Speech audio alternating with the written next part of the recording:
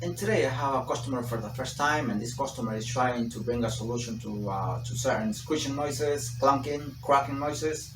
They replaced both struts in the front, thinking that was the problem, but that did not bring a solution to the problem. Then they told them the soybar links needed to be replaced. They replaced them, and the noise got worse. Then they told them that rack and pinion was the problem, and it needed to be replaced. And because the customer really wants to fix this problem, he went ahead and bought it. But just minutes before bringing this into the shop again, he decides to look for a second opinion, and he came to me, but I have realized that he doesn't need a rack and pinion. So what the problem should be in this case? Let's look at it and see what happens. Alright, checking this vehicle here for a possible bare rack and pinion in this case. That's what the shop told the customer for the first time here. But so far I don't see how the rack and pinion is damaged. Alright, first of all, the inner tie rod does not have any play. It's not playing at all when I push it in and pull it out. But that's not the case always when the rack and pinion is damaged. It can be internally damaged, and when you do this, you pull out the inner tie rod, or both of them together, the outer tie rod. Sometimes they don't have play and the rack and pinion is still damaged. So don't trust only by pulling it out. Sometimes the rack and pinion is still damaged internally, but in this case, in my experience, this rack and pinion is not damaged. Also, checking the ball joint here. What you do is to see if this ball joint and the outer tie rod is bad. You just pull the stud here, the ball joint, in and out, in and out.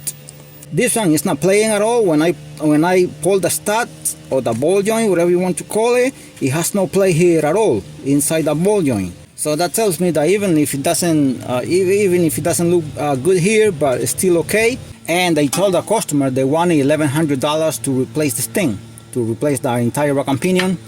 But in my experience, I can tell that this problem is not the rack and pinion. Alright, now let me focus the camera here.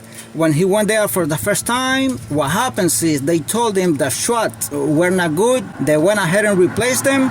This one is new. It's about 4 months old. It's dirty, but it's about 4 months old. I can see. I'm gonna be showing that in a second. They replaced both of them on both sides, both struts, and didn't fix the problem. So he came back with the same problem again to the shop just like 2 days later, he says, to tell them that the cracks and clanking noise still was heard when he was driving. They took a look again, and finally they said the soybar links were bad. Look at this here. So they replaced these ones. I don't know if these ones were the problem because I never saw the old ones, because these ones are new also. You see here that it looks kind of yellow. A few days later you have installed them, you're gonna see this here. That's because of the water and everything, but these soybar links are new, a few months old.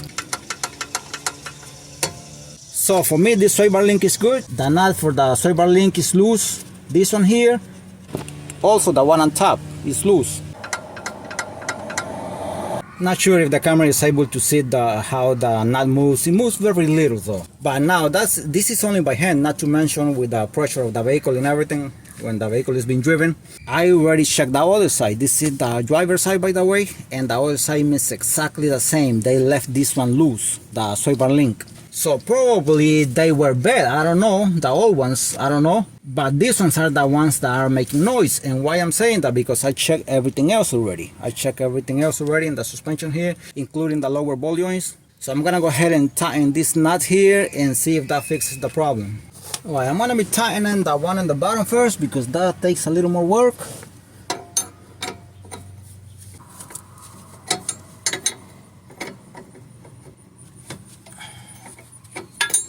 Now sometimes you need an Allen key here, but I hope that is not the problem in this case. We're gonna see that.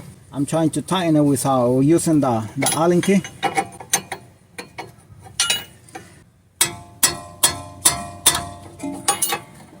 Let's move it again and see what happens.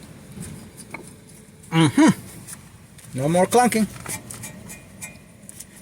And I'm trying to move I'm trying to move the whole thing very strong here. And no more clunking at all. Nothing. See? The other side has been fixed already too. I'm even moving the entire soybar here. And nothing. No clunking anymore. Alright, no more clunking, no more squishing, no more cracking noises. These were the problem. All I did was tighten the nuts here. And that was all I did. Now, one thing I like about this is that the customer returned the rack and pinion to the auto part where he bought it, and he got a full refund. And I charged the customer only $60 for this repair, but he decided to pay $150, so that is good. Thanks for watching this video, and God bless you all.